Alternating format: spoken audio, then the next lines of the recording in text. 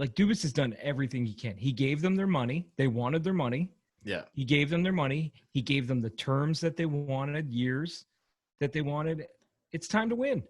Yeah. And now he's like, I'm giving you Joe Thornton. I'm giving you Wayne Simmons. I'm giving you better defense. There's no excuse anymore. No, there's no excuse. There's no excuse. And like, yeah, winning around, like you got to start there. But like even winning around would be like a massive fail. In my opinion, like this team, it's basically like it's crazy to say this about a team that like has not won a playoff series, but they got to make a deep run. It's not just like you lose in the second round and it's okay. Well, you're getting closer. We're getting closer. Yeah. I don't know. I hate to say it, but they got to go deeper than the tip. They got to go. They got to go all the way. They got to go all the way in. They got to go all the way, man. They got to just bury it in there. Anyways, let's get to the meat of it. All right, you want to get to Dubas? Kyle Dubas. This was Dale's idea. He wanted to do this show on Kyle Dubas. Yeah, well, so it hit me. Even regardless of the Mikheyev signing, like I wanted to just talk about Dubas. Dubas was taking a lot of heat, man, from the time. Well, fuck, he's taken a lot of heat ever since he got the job, to be honest. Just to go back to reiterate some things that we've talked about on this podcast in regards to Kyle Dubas. He's going into his third season as general manager of the Toronto Maple Leafs. His first off season as the Leafs GM, he basically spent having to undo some of the shitty things that Lou Lamoriello did, like unload Zaitsev, and he had to throw in like Brown and stuff in order to get rid of that contract and undo the third year of the Marlowe deal to be able to lost a first round pick to Carolina. Right, to be able to sign like Mitch and these guys. So like he had to undo he spent a good portion of his first offseason undoing some of the shit that Lou left on his plate and signing the big guys. Well, right, but he had to make those kind of moves, get out from some of Lou's crap in order to do that. So anyway, so it wasn't like, and yeah, obviously his main like attention, his main focus was on signing those guys, Nylander, Matthews. But you're right, he had to free up the money. Yeah. But anyway, okay. And then the Tavares thing happens, and like every fucking Leafs fan at the time is like, yes. Like nobody's like, maybe there were some people out there that are like, oh, it's a bad move, money, financially, it's a bad move. Like we all kind of thought. Because it had never happened. No, exactly. Like the big fish free agent from Toronto coming home. We talked about it all the time. Never happened. Like in the back of our minds, I think we were all like, okay, like that's a big price tag. So like this is going to be interesting to see, like, is this going to handcuff the team going forward? But none of us were like, no, don't do it. We were all like, yeah, fuck, man. Of course, this is awesome. Like, well, if you find out later that Tavares wanted to come to Toronto, yeah, exactly. Dubas said no, everyone would be like, you're a fucking idiot. Yeah, so it's a no-win situation. And then, okay, so with that being said, and that kind of fell into his lap, like he chose the Leafs, like basically. But anyway, so going forward, because of their lack of playoff success in the 2 seasons that Tavares has been here, the heat starts coming on. Well, why did he sign Tavares? Because they haven't won, right? They haven't been able to get anywhere. So why did he sign Tavares? And he gave Nylander too much, and they gave Mitch too much. And all of a sudden, like, okay, like now Dubas' fault. He's been on the job for 2 years, but now the whole thing is on his fucking lap, right? As soon as Babcock was taking heat, Babcock was the number one fucking bullseye. But as soon as the axe came down on his fucking head, Dubas, nonstop, right? I can't tell you how many times this season Fire Dubas was trending on Twitter. Like every time the Leafs would go on a losing streak, it was Fire Dubas. Dubas. And I understand it to a point, but it takes a GM a few seasons to really put their stamp on the team. You're going to fire a guy a year and a half into his fucking that's what insane. I mean. That's insane. But I get people being pissed off. I get them being upset. But yeah, you don't fire them. And now you're seeing what happens. Like you're kind of seeing Dubas learning on the job a little bit, and every year he gets to put a little more of his stamp on the team. Oh, you're starting to see what it looks like. there's, like I said, outside of Kerfoot, there is no fat on this team. Okay, Every so- contract is a player that you're happy to have on the team. Okay, That doesn't happen very often, man. No, it doesn't. It doesn't. And I don't even hate Kerfoot. I just think like because of the contract, like he's got to go. But like he's not like I don't love him as a player, but it's whatever. He's got to go. Money. It just doesn't make sense. There's a bad contract. And Dubas has made some bad moves, and he deserves criticism in some areas. He's not perfect. Nobody fucking is. Show me a perfect GM. Lamorello's made some bad deals. He just made one like last podcast we were talking about. Devin Taves, terrible trade. So like it's like there's no GM out there that makes perfect moves. Okay, look at the Islanders right now. If you're going to talk about Lou Lamoriello, like they are anchored with contracts like Leo Komarov because Lou gave him the money, and now Komarov's fallen off, and you're stuck with a contract like that. What's he making? Like $4 million? Yeah, he got. I don't know what it is, but he got close, more. It's close to that. It's close to that. Yeah, it's like 3.75 or something. He's making a lot of money, and yeah, like that's just. I know people love Komarov as the player, and I get it, but when you sign guys like that to long-term deals, it doesn't always work out. You got to live with that. No, for sure, man. If they would have signed Komarov to a fucking $3.5 million deal or $4 million deal, like I don't know, would I rather have him than Kerfoot? Maybe, but it's still a bad contract.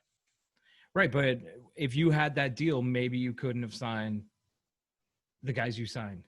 Like you wouldn't have Thornton, Spezza, or Simmons. Oh no, or Bogosian or anybody because you got to get rid of the Komarov deal. So anyway, like, no, you're right. But so on the Dubas thing, like, look, everyone's calling for his head. Like, he doesn't know what he's doing. The young, like, because of his age and all that, like, he doesn't know what he's doing. Analytics. He doesn't like toughness. It's all speed. It's all skill and whatever. And I'll even tell you, man, before any of this happened and just the draft a couple weeks ago, just prior to free agency on July 9th, you were pissed. I was not impressed. I wasn't like, okay, fired. It's time to fire Dubas. I just thought maybe switch it up a little bit here. But then I kind of realized the method to the madness. He went out of his way, I believe, to pick guys that are still playing.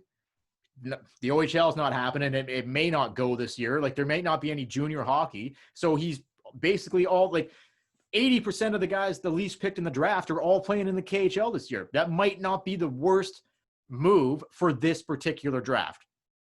And like, I was more pissed because he wasn't able to get a deal done for that 15th overall pick. I'm thinking this is your prize fucking trade chip. Deal it. And quickly off topic, but not really. Did you catch the episode that they put out last night, the Leafs on social media? No, I saw it. I haven't seen it. 10-minute thing of the draft, but like behind the scenes. You didn't see it? The blueprint? No, yeah, the blueprint. Okay, there's a quick little clip in there where they're coming close to the 15th pick, and they're talking, and you hear Kyle say, one of the scouts or one of the guys in the room says to him something, and you hear Kyle say, like, I don't know if someone said, like, what are we doing? Like, what do you think you're doing? And Kyle goes, well, we're either going to pick, he didn't mention the guy's name, or they bleeped it out or something, but it's either we're taking, like, bleep.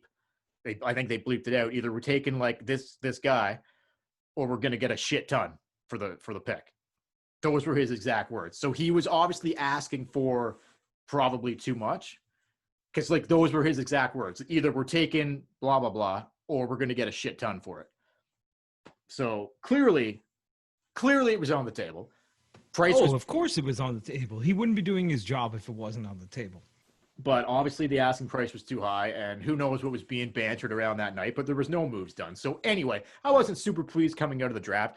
I thought trading the pick makes the most amount of sense, but I'm willing to just like, okay, cool. You did your draft thing, and then July, what's today? The 20th. The last 10 days, it's been, look what he's done in the last 10 days.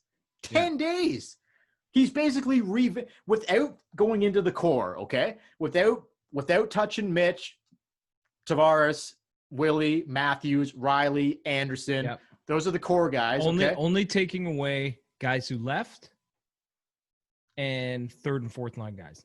Without touching anybody from the core, he was able to retool this team with a more veteran presence, more size, there's still skill there in some of the aspects, but I would say there's more size and there's more grit.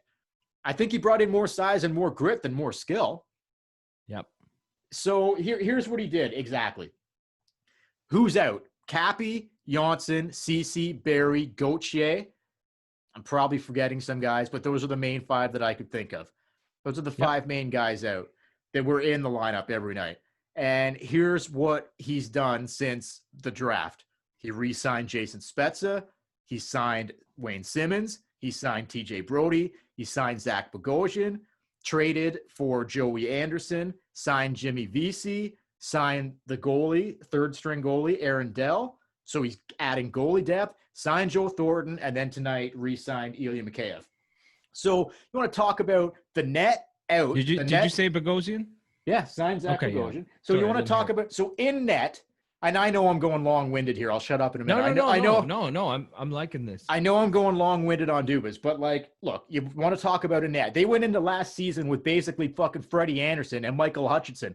They didn't even have a backup goalie, let alone a third-string fucking goalie. They went into last season with 1 goalie. Look how that panned out. It cost them positioning big time. How many games did they lose with Hutchinson couldn't win a fucking game? I said that like 3 podcasts ago. Jack Campbell himself being your backup goalie is probably 8 to 12 points in the bank that you didn't have from last year. Without a doubt. He's 4 to 6 wins better than Hutch. If Anderson struggles, you got a guy, you could put Campbell in there and run him for a bit. That's what I'm saying. If Anderson gets hurt and he misses 20 games, and Hutch wins 5, there's a good chance on a team like this, Jack Campbell could win 10. Right. And then instead of having an AHL goalie like as a backup on the bench, if Anderson does get hurt, now they've got a guy that can play. He's played in the NHL before. He's played in the NHL. He's not a lot, but he's played in the NHL. He's played. You're not going in with like a AHL rookie or who's played like his first game in the league. Like, no. That's what Hutch was. That's what Hutch was supposed to be. He was supposed to be, if Freddie got hurt and the backup went in, Hutch was your backup to your backup. Yeah. He was your third string guy, but it didn't pan out that way. No. He played way too much. Anyway, so he knew there was an issue there, and it was kind of his fault, going back to the Sparks thing and McElhaney and whatever. He made a big mistake with Garrett Sparks. 100%. So anyway, I think he's solidified the goaltending nicely. They kept Fred. I'm fine with that. Give Fred another chance with a bolstered blue line and just an overall better defensive team structure. I'm okay with that. Fred kind of deserves that, in my opinion, because he hasn't had that the entire time he's been here. So I'm okay with doing that with Fred, and let's see what happens. So Freddie and Campbell and then Dell, like he solidified, like if one guy gets hurt, they'll be okay in net, I believe. Yeah. And you go to the blue line, major upgrades with Brody and Bogosian, and then like the depth of Sandin and Liljegren and Lettinen and like whatever they decide to do back there, Hall, Dermott, it's just going to be an interesting mix on the blue line. There looks like they're like 10 or 11 deep on the blue line. If some guy, like I know some of them are rookies, but if a couple guys go out, you look like maybe now you've got some guys that can come in and play instead of putting Marty Marincin in. Well, and it's going to take more than one injury to have Sandin playing in your top 3 or 4. Because you have depth now, guys who can move up. You know, if Muzzin gets hurt, Bogosian moves up, Sandin's your 5-6, where he should be at this point in his career. But last year, like, you're throwing Sandin into big games, like playoff push games, playoff games. You're pushing him into top 4 minutes because you have nobody else if somebody gets hurt. Yeah. Like Muzzin got hurt in the Columbus series, and it wasn't good. But now you have Bogosian, you're like, hey, Zach, we need you to come out tonight and bang your ass off and play 20 minutes. And he's like, okay, I can do it. No, you're right. And then, so just to finish it off, like just without really touching your top 6, however you want to orchestrate your top 6 forwards, but have Hyman and Mikheyev playing with the top 4 guys. And then your bottom 6, Cappy, Janssen, and Gauthier out. They still have Kerfoot for now, but we'll see what happens there. But then somebody's got to go. Probably. But now you throw in, you want to talk about depth in the bottom 6 and guys that could move up into the top 6 if needed be. You got Thornton, Simmons, Vesey, Spezza, Engvall. I don't know. I'm forgetting somebody. Well, Engvall's buried. Okay, but he's in the mix, right? And then you've got guys like Robertson. You got Thornton, Robertson, Simmons, Vesey, Travis Boyd. I guess you could throw in there. And then you got what's his name? The guy you like, Korshkov. Yeah, Korshkov. Yeah. But right now he's on the minors. His contract isn't even on the Leafs. Like they're so tight. It's just he'll fight for a spot in camp. I guarantee it. I guarantee he will. But anyway, like there's some there's a very very different look in that bottom. Whoever but Simmons could move up. Like if Mikheyev gets hurt and like you need someone to go up and play on the second line, Simmons could do that. So there's different things there. Like I don't know. We'll see. I like the look of the experience and the look of their bottom six. However it turns out being, if it's Robertson with Thornton and Simmons and Spezza with, I don't know, Engvall and Korshkov, let's just say, like, I don't know, whatever they end up doing. I might be forgetting somebody too, but you know what I'm saying? Like I get what you're saying. It's a totally different team. And the best part about it is everyone was giving Dubas shit, like you said, about the toughness and everything. But a lot of the older hockey fans, a lot of the older hockey writers were slagging him about heart and character. Yeah. Yeah. I think they have guys like Joe Thornton, Jason Spezza, Wayne Simmons, like he's addressed that. Oh, are you kidding me? Huge. Like more than any other GM, I think, in the past has. Even old GMs like Berkey, who believed in that kind of thing. He never brought in guys like that. No, he didn't.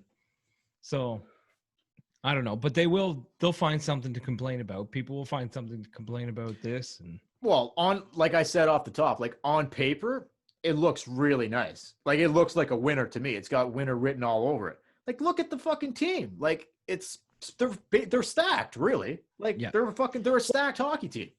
You score goals. Like this year, the Leafs blew so many goddamn leads. They would get leads. They come out flying. This team can score. They got skill. They got speed. They can score. Now you're adding just a different element to it. You didn't take away any of that offense. Like you lost Janssen and Kapanen, but I think those can be replaced. But you still got Austin Matthews, maybe one of the best players in the league, probably top 5. Oh, without a doubt. You still got Nylander. You still got Tavares. You still got Marner. And now you're just adding this different depth. Like I think if you have a 4-1 lead, a 4-0 lead, and in the third period the team scores 3 goals and it's 4-3, that's where guys like Joe Thornton step in. And they're like, hey, calm the fuck down. Yeah. And we're gonna fucking win this game, okay? Yeah. And Simmons too, and Bogosian. Like all these guys are gonna help. All these guys are gonna help. It's that different character that they didn't have before. And I think they didn't. They were lacking it really big time. Yes. Really. So it's not hurt. They didn't hurt the team in what their strong suit was, scoring goals. The entire all they did was help the team. That's the whole thing, man. It to me, in the area they needed help. To me, like that's kind of why I wanted to do this in the first place. Like to me, it's even more impressive. It's impressive to get these guys to take the smaller, like really, let's be honest, Simmons and Spezza and Thornton, like they're there because they want to be. Because if they were asking for more money, they wouldn't be there. That's the truth of that's the reality of it, right? They're all there because they want to be, which is also a major plus in my opinion.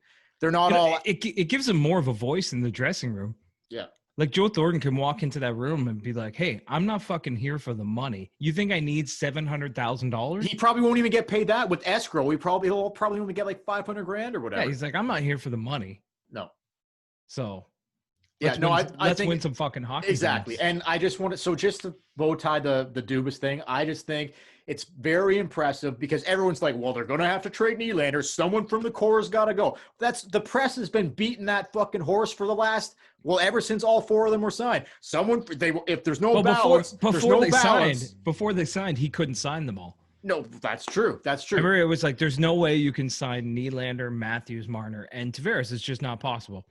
And then he does it, and they're like, well, now, you have to trade one because your team sucks. And he's not necessarily. You're never going to be able to have balance unless you trade one of the top guys. You're never going to have balance on the team unless you trade one of those big contracts. It shows look at them. They're more balanced than they've probably ever fucking been, and they kept all the core together. That's why, to me, he's done such a great job. because these people that write and guys like us, you know, who talk, the guys on the radio, we don't actually, as much as we think we know how to be a GM and shit like that, the reason people like Dubas get their job and the reason he gets his job is he's thinking outside the box. He's like, how do I make this team better without getting rid of the core?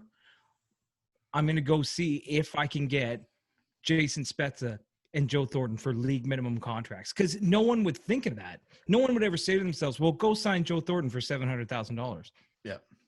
But that's what they do, and that's what he did. And it's great. He went and found all these bargain bin contracts of character guys. Oh, character. Just so much character. It's great. He has been smashing it. Yeah, he has for been. 2 weeks. Dubas, you know, you don't get enough credit. I think smart young GM. I always thought he was. Hiccups along the way, and there'll still be more hiccups to come. But you got to play the games. On paper, the team looks fantastic, but they got to play the games. We'll see what happens. It could be a bust. I like the moves he's made. I think it will help this team. Are they going to win the cup? Maybe not, but I think they've got a lot. They've got a lot. Yeah, maybe. Why not? They got a lot of guys there that seem hungry to do it. And if they can get the young guys on board with, like, here's what you need to do to get there, could have something real special coming in the future real soon here. So, Dubas, this tip ends for you. Yeah. Dubas, that was a hell of an off season. It's about time you start getting some credit instead of just fucking people shitting all over you all the time. So I'm a big fan of Kyle Dubas, not afraid to say it. I think he's made an excellent additions to this fucking Leafs roster this offseason. We'll see how it pans out. But now, for the record, if things go shit for the next few seasons, we will turn on Dubas really fast. Oh, in a heartbeat.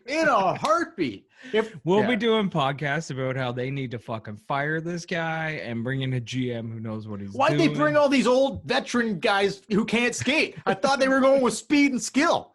Like, that'll be us at the end of next season. Yeah. Why did they bring all these veterans that have no game left anymore?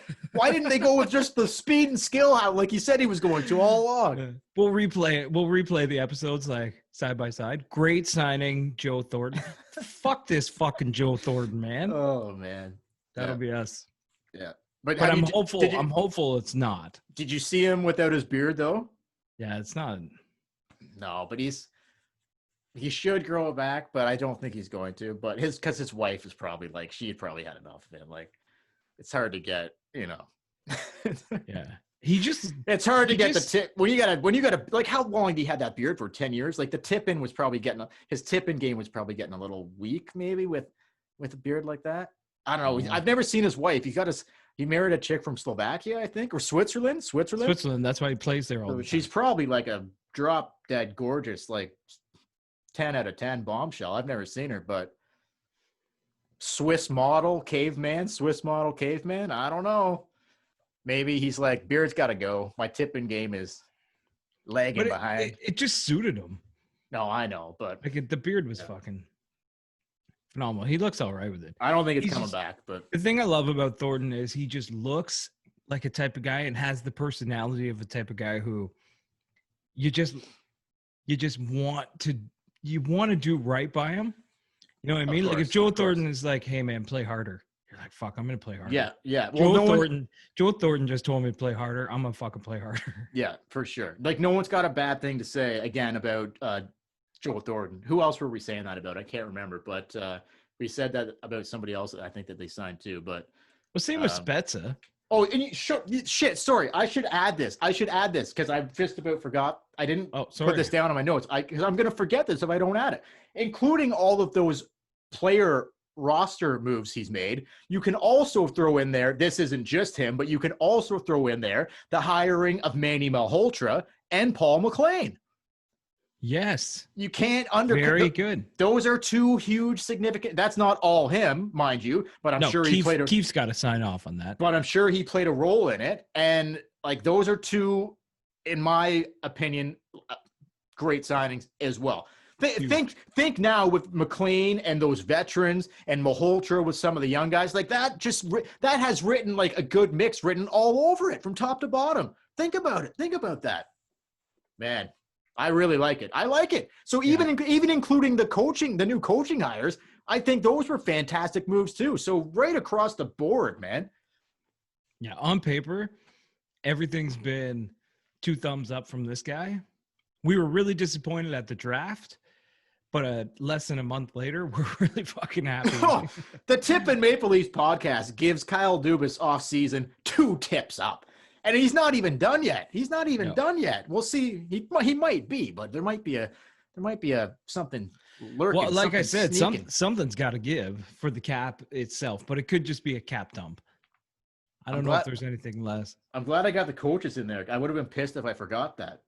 Well, I'm glad you did too. Well, you can't. How did we forget that? Because those were big. Like, I think those are big signings. Those are gonna. You're so concentrated on the roster. No, I know. It's big news when Joe Thornton signs here and they go out and they get like pieces that you're like, fuck, that makes sense. That's the type of guy I'd like to get.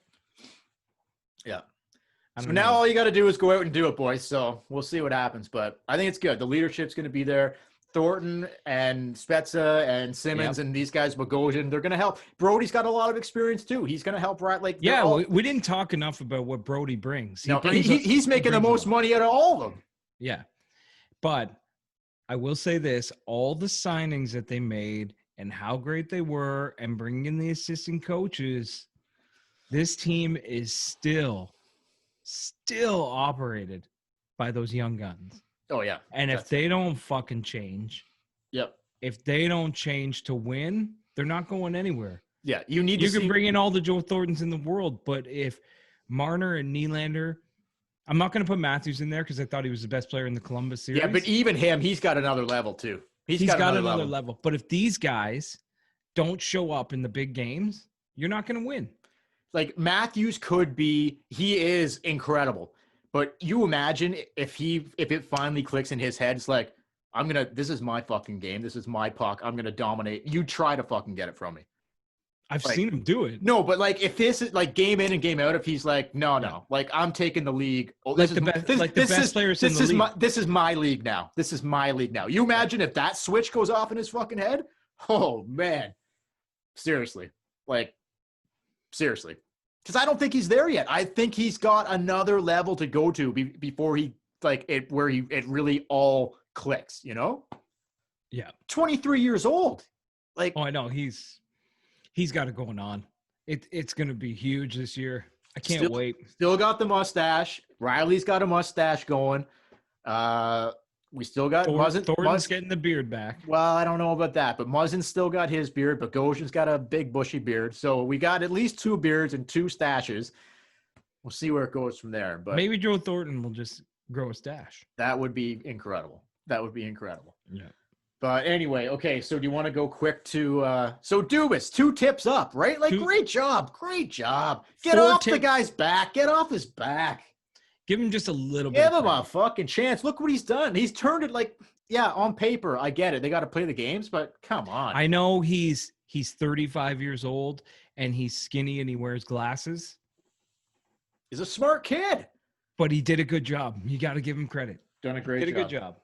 Hey guys, Dale here from the Tip In Maple Leafs podcast. Thank you very much for watching the video. Please like, share, and subscribe to our YouTube channel. You can also leave a comment down below. Let us know what you thought of the video. You can also give us an idea for what you might like to see in a future video. You can also follow us on Instagram. You can like us on Facebook to stay up to date with everything we have coming in regards to the new season and the Toronto Maple Leafs. We have a lot of things in the works for the new season whenever that starts. Hopefully sometime in January, we'll see. You can also listen to our podcast, the Tip In Maple Leafs podcast, anywhere that you can listen to podcasts. Apple, Spotify, SoundCloud, we're there. The Tip In Maple Leafs podcast. We really would appreciate your support. And we'll talk to you later, guys. Catch you later.